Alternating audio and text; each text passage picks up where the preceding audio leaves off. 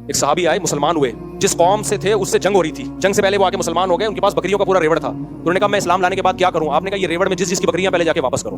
حالانکہ جن سے لڑائی ہو رہی ہے ان کی بکریاں تھیں, وہ تو ان کا تو مال غنیمت ہے نا, لیکن بھائی مال غنیمت تو جنگ کے بعد ہوتا ہے نا, یہ بکریاں تو ان کی ہیں, ان کافروں کی ہیں جن سے تمہاری لڑائی, ان سے تمہارا ایگریمنٹ تھوڑی ہوا ہے کہ ان سے بکریاں لیں اور اسلام لا کے ساری بکریاں ادھر لے آئے. یہ تو پھر غیر مسلم جائے سونا نکالے چوری کرے اور اسلام قبول کر کے سونا لے کے بھاگ جائے. تو نبی نے جو دشمن تھے لڑ رہے تھے ان کے بارے میں ان صحابی کو کہا کہ تم مسلمان تو ہو گئے ہو, لیکن جس کی بکری ہے اس کے حوالے کرو, اس کے بعد ہمارے ساتھ میدان جنگ میں شامل ہو, پھر اسی قوم کے خلاف لڑو جن کی بکریاں تھیں. اتنی مالی معاملات میں اسلام نے ہم کو فیئر رہنے کا حکم دیا ہے, اور آج پتہ ہی نہیں چلتا کتنا پیسہ آ رہا ہے, کہاں جا رہا ہے. ایسے بھی بعض محتمم, زیادہ تر صحیح ہوتے ہیں الحمدللہ, لیکن مدارس کے بعض محتمم میں نے دیکھے ہیں, بعض لوگ وہ کیا کر رہے ہیں, مدرسے کے لیے گائے لینے گئے, اپنی نیت سے خریدی, اور جیسے گائے خریدی 50,000 کی, ایک مثال دے رہا ہوں, مدرسے کو 55,000 کی بیچ دی. ابے یہ کیا ہو رہا ہے؟ آپ جب مدرسے کے وکیل بن کے جا رہے ہو تو آپ اپنے لیے خرید ہی نہیں سکتے بھائی. آپ جب خرید رہے ہو اپنے لیے تو وہ مدرسے کے لیے ہو, پھر وہی آپ مدرسے کو بیچ رہے ہو, یعنی اپنے آپ کو بیچ رہے ہو.